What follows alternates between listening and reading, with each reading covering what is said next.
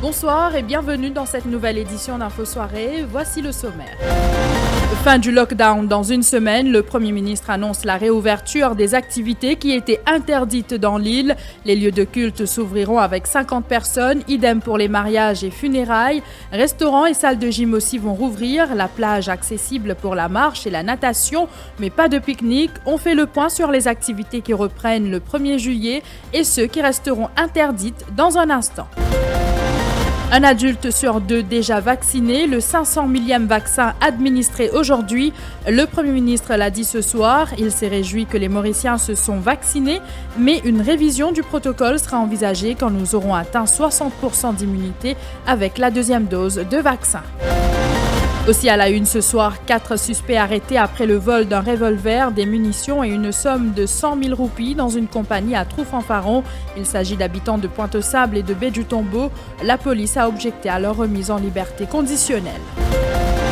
En attente de leur indemnisation depuis le naufrage du MV Wakashio, une cinquantaine de skippers menacent d'entamer une grève de la faim la semaine prochaine. Le prix du bœuf sur pattes pour les célébrations du Idoul Adha fixé à 151 roupies, soit 14 roupies et 50 sous plus cher que l'année dernière. Si les autorités attribuent cette hausse à la dépréciation de la roupie et à une hausse pour le tarif du fret, l'Association des consommateurs de l'île Maurice dénonce l'absence de transparence sur la fixation du prix. L'affaire Balcoulaire également dans l'actualité, le procès contre Raj Dayal maintenu, la motion de l'ex-ministre de l'Environnement pour l'arrêt de son procès en raison de sa santé précaire, rejetée devant la Financial Crimes Division ce matin. Le gouvernement a décidé qu'à partir du 1er juillet, nous sommes capables de permettre encore plus d'activités répondre dans le pays, mais toujours dans le respect du protocole sanitaire.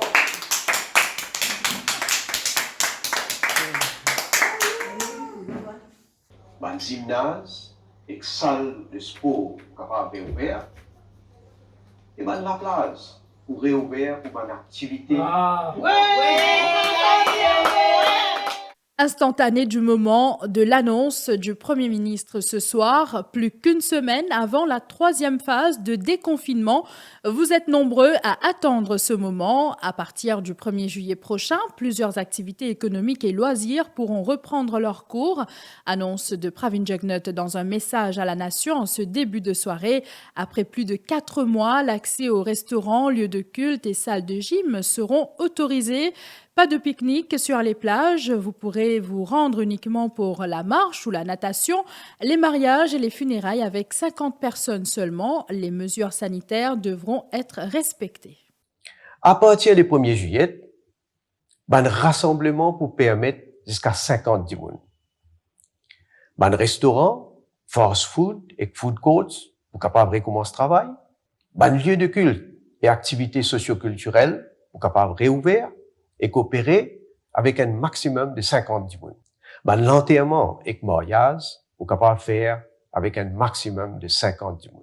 Tout un centre social, communautaire, village hall, bureau cab, vous capable opérer, mais en ordre alphabétique. Sport individuel et collectif pour autoriser. Gymnase et salle de sport pour capable réouvrir. Et la place pour réouvrir pour une activité comme la marche et la natation.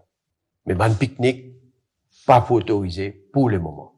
Mais aussi casino, discothèque, pubs et cinéma pour rester fermé pour le moment. Tout ça dans activité là, comment on fin dire, pas vous capable dépasser un groupe de 50 personnes. Et protocole sanitaire pour bien continuer à respecter. Cette deuxième phase de réouverture est possible grâce à l'avancée de la campagne de vaccination, souligne le chef du gouvernement. Pravin Jugnauth indique que nous avons atteint le 500 millième vacciné au sein de la population. Nous fin arrive à 40% de nos populations qui fin gagnent première dose vaccin. Et ça représente un adulte dévacciné dans nos pays. Nous rapprochons de plus en plus de nous l'objectif qui nous fin fixer, c'est-à-dire 60% population vaccinée qui peut donner nous une immunité collective. Ça peut permettre nous bouger envers une réouverture plus rapide. Et moi bien fier de nos résultats jusqu'à l'heure. Et que moi et que mon gouvernement, nous pouvons continuer à faire tous les efforts pour qu'il y ait encore plus de Mauriciens vaccinés. Moi, j'ai envie de féliciter et remercier tout le monde qui fait faire les autres vaccins. Ils ont fait montrer les autres exemplaires et ils ont fait comprendre qu'ils peuvent protéger eux-mêmes, les autres familles et que nos pays. Encore une fois, bravo. Première phase d'ouverture des frontières, un protocole approuvé ce jeudi pour les voyageurs vaccinés se rendant à Maurice, un document de 10 pages expliquant les mesures qui doivent être observées non seulement par les voyageurs, mais aussi par les autorités, les hôteliers et les employés. Celui-ci a été préparé le 7 juin dernier par la doctoresse Catherine Gauss, senior advisor au ministère de la Santé, intitulé « Protocole pour les séjours en resort dans les hôtels ». Il vise à minimiser les risques de contamination à la COVID-19 sur le sol mauricien. Ce protocole s'applique aux touristes, aux détenteurs de permis de séjour, quels qu'ils soient, et aux Mauriciens désirant bénéficier de ce type de quatorzaine. Les enfants de moins de 18 ans accompagnants pourront aller dans le même resort que leurs parents vaccinés, peut-on lire.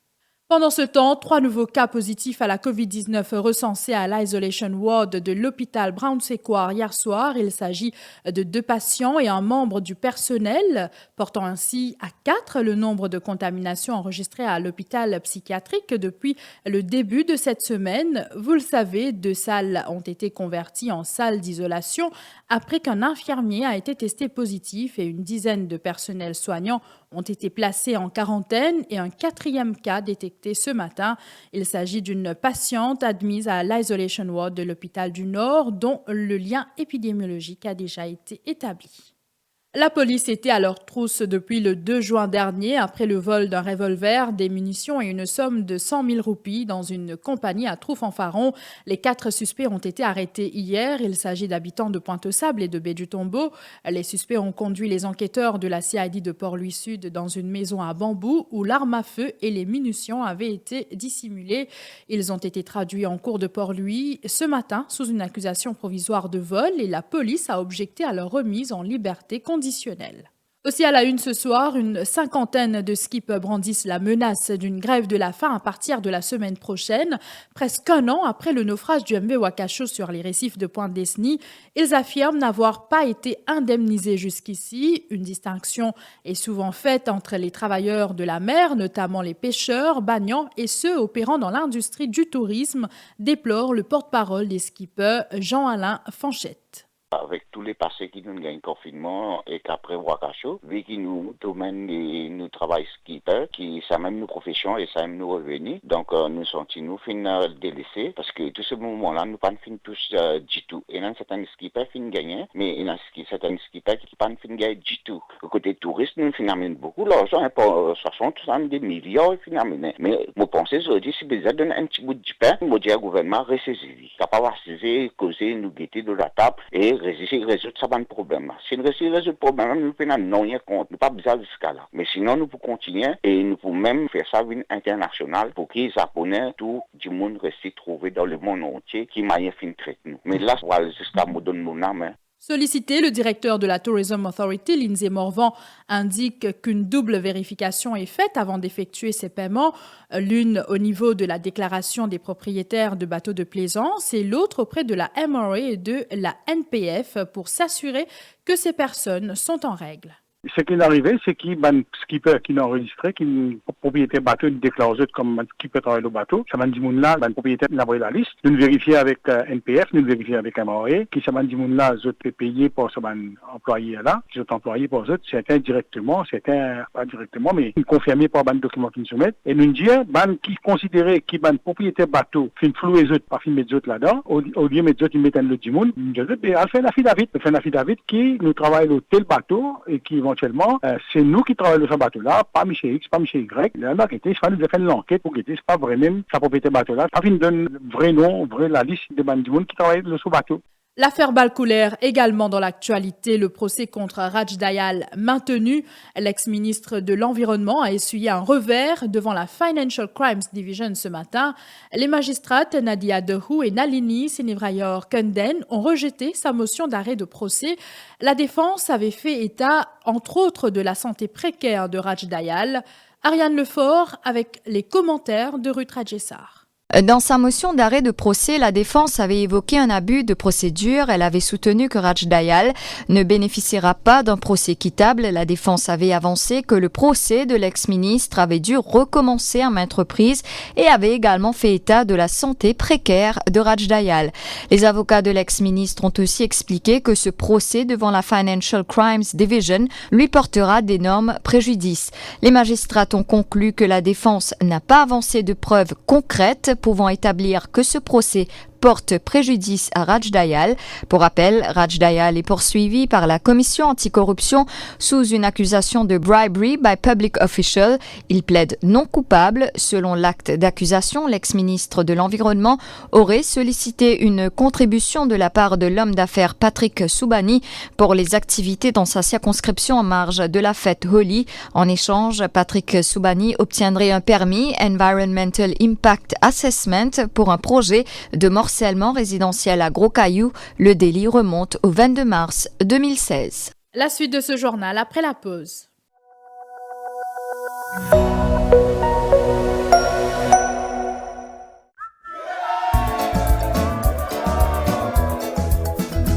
Ça fait longtemps qu'on nous attend sur retour à la libodée. Ce groupe petit en petit manqué. Quand nous est là, si que là, tout fait dans la joie. Si de là, nous pays, en Perona et Sidona, tout fait dans la joie. Sidona, Perona et la fête continue.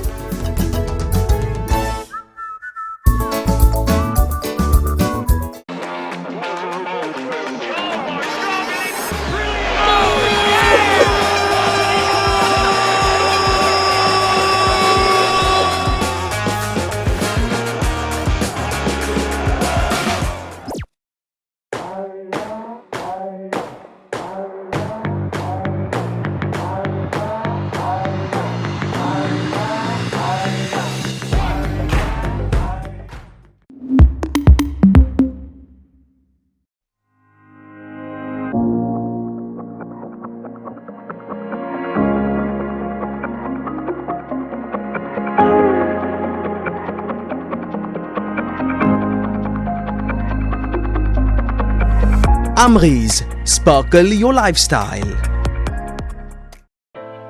To you, what is compliance? It's challenging. Regulations keep changing. Compliance audit? Always a tense period for our team. Being compliant is part of our corporate image.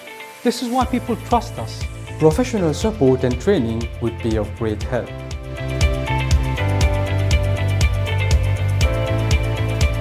Talk to Rockfin, your trusted compliance specialist for a complete range of tailor-made compliance solutions. Visit our website at rockfin.mu and find out more about our services.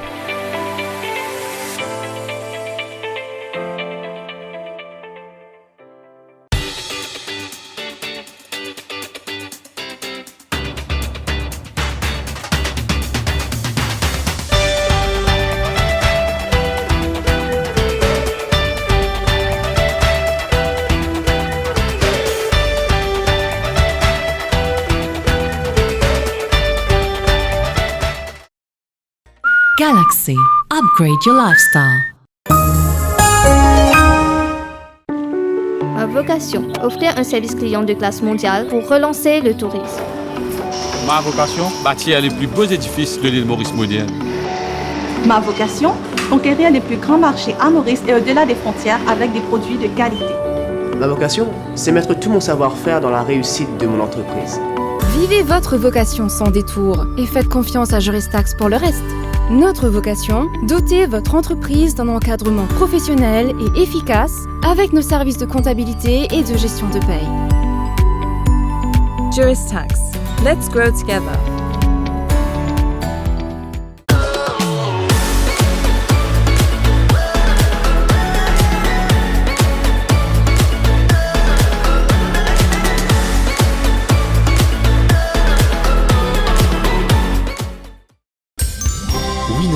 Toujours plus près de vous.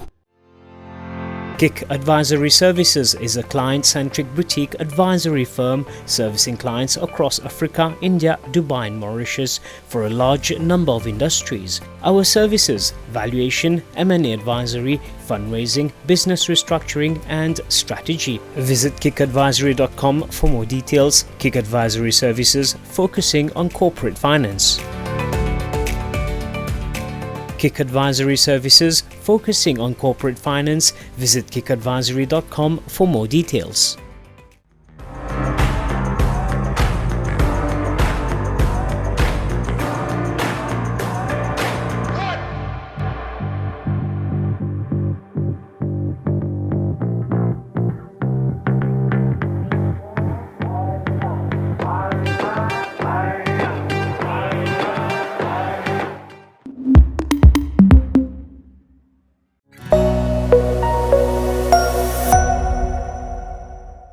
Suite des travaux de la Court of Investigation sur le naufrage du MV Wakasho ce jeudi, c'est le président de l'Association des pêcheurs et plaisanciers qui a déposé. Joseph Saint-Marthe a expliqué lors de son audition que des traces d'huile ont été décelées à Pointe-Desny il y a un mois. Ce professionnel de la mer devait ajouter qu'il rencontre souvent des experts lorsqu'il est en haute mer pour ses activités et selon ces personnes, dit-il, au cours des 10 prochaines années, le sud-est de l'île risque d'être encore affecté. Les travaux de la Cour d'investigation ont été ajournés à mardi prochain. 151 roupies le kilo, le prix du bœuf sur pattes pour la fête Idoul Adha fixé aujourd'hui.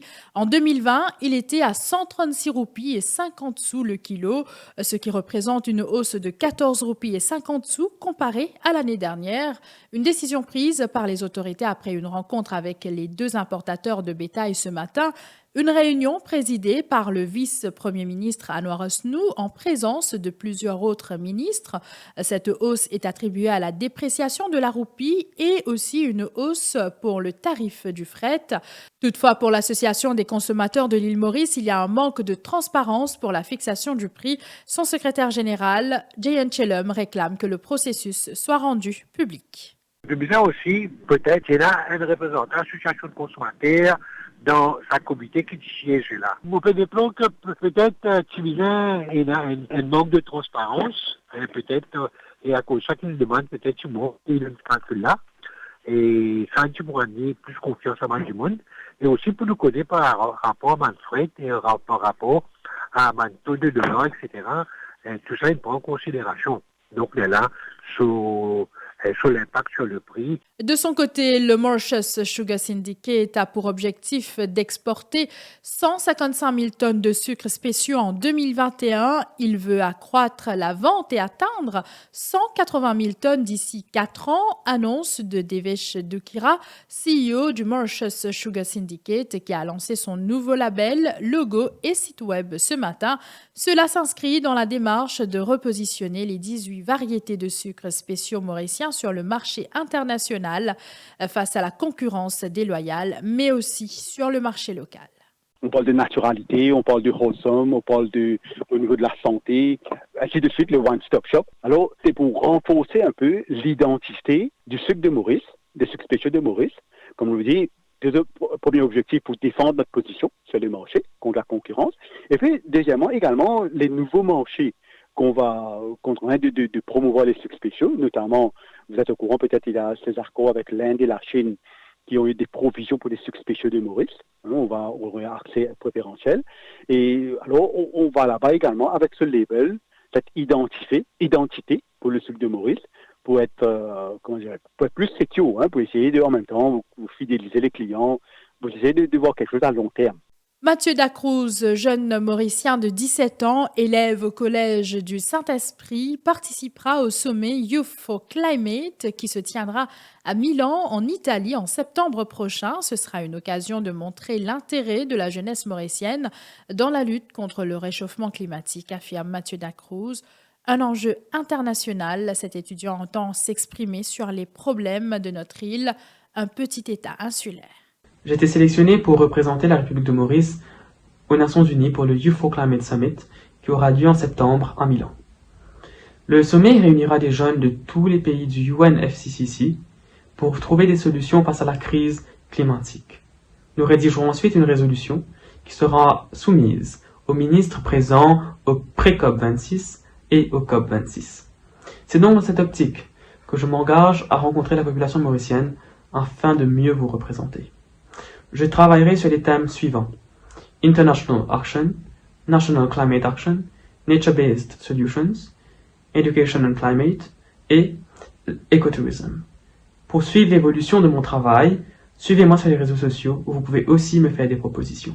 Le concessionnaire mauricien des marques Hyundai et Volvo, Bamiris Motors, ambitionne d'augmenter leur part de marché. Il s'appuie sur 2 nouveaux showrooms pour y parvenir. C'est ce qu'a confié la direction de Bamiris Motors à Téléplus ce matin lors d'une visite de ces nouveaux bâtiments. Les nouveaux showrooms Hyundai et Volvo sont situés à Bagatelle Motor City de Moka. Hugo Sidney de Saint-Michel, CEO de Bamiris Motors, nous en dit plus. On cherche le service client. Et le service client passe par de la visibilité, passe par de la facilité d'accès. Donc, où pouvions-nous être mieux qu'à Bagatelle Motor City? Et puis, tant qu'à faire, on a voulu faire les showrooms très bien et on a fait le dernier standard de la marque Hyundai et le dernier standard de la marque Volvo. Et c'est pas prendre un risque en ce moment avec la Covid-19, les ventes de véhicules qui sont quand même ralenties, notamment à cause des confinements. C'est pas prendre un risque d'investir dans 2 showrooms en cette période? Bien sûr que oui, c'est un risque. Bien sûr que oui. C'était certainement pas le moment de lancer ces gros chantiers. Nous avons pris le choix d'aller jusqu'au bout, de les faire. Et maintenant, nous misons sur la satisfaction client, sur la part de marché. Nous comptons bien vendre plus de voitures que l'année dernière. Nous comptons bien monter en part de marché et grâce à la satisfaction client. Justement, en termes de part de marché, Hyundai quand même parmi les marques les plus représentées, plus vendues à Maurice. C'est quoi l'objectif maintenant? Toujours plus. L'objectif, c'est de faire toujours plus. Nous avions auparavant des loueurs de voitures. Et d'ailleurs, c'est une preuve que lorsque des loueurs de voitures font confiance à une marque, c'est que les voitures sont très fiables. Nous voulons maintenant prendre plus de particuliers et ça passe également par la quiétude des lieux, le service, le Wi-Fi, le bar, le service rapide, le shuttle qui nous emmène à Bagatelle. Tout ça vont jouer en notre faveur pour la part de marché. Voilà, c'est ici que prend fin cette édition. Merci de l'avoir suivi. À venir, Eurolemag.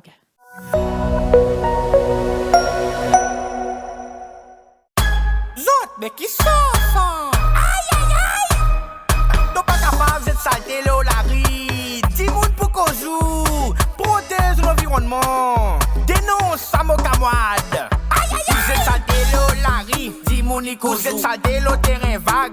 De pour payer 3000 roupies la manne. Dis-moi Nico. Vous êtes salté dans le drain. Dis-moi Nico. Vous êtes salté dans la rivière. Dis-moi Nico. Vous êtes salté partout. Dis-moi pour dénoncer. Vous êtes salté l'eau la place. Ou paye 5000 roupies la manne. Dis-moi Nico. Ou des saletés commerciales, industrielles, la casse animaux. Ou bien des débris construction dans la nature. Pour payer 25 000 roupies la manne. Ou c'est saleté, dis-moi tiens ou photo. Dis-moi Nico Zou, le WhatsApp. Numéro 52 50 51 51. Dis-moi Nico Zou. Ensemble, nous changeons nos comportements et nous protégeons l'environnement. Dis-moi li content où? La nature li content où? Aïe aïe aïe! Dis-moi Nico Zou. C'est une campagne ministère de l'Environnement. À l'occasion de l'Euro 2020, Kader Electromeubles vous invite à venir faire de bonnes affaires grâce à ses soldes, défiant toute concurrence. Le bundle offer, comprenant un réfrigérateur de 35 litres, une machine à laver 10 kg et un four à micro-ondes de 25 litres à seulement 29 900 roupies. De plus, profitez des prix sensationnels sur les Smart TV Hisense et les aspirateurs de la marque Candy. Pressez-vous, stock limité. Alors n'attendez plus, visitez les 5 showrooms de Kader Electromeubles à Route Royale Rosbel, Route Royale Chemin Grenier, Centre de Flac, Plaine Verte, Port-Louis et à Beauvallon. Livraison gratuite à travers l'île. Toutes les offres sont sur le www.kaderelectromeubles.mu. Appelez-nous sur le 627 26 60 pour vos réservations.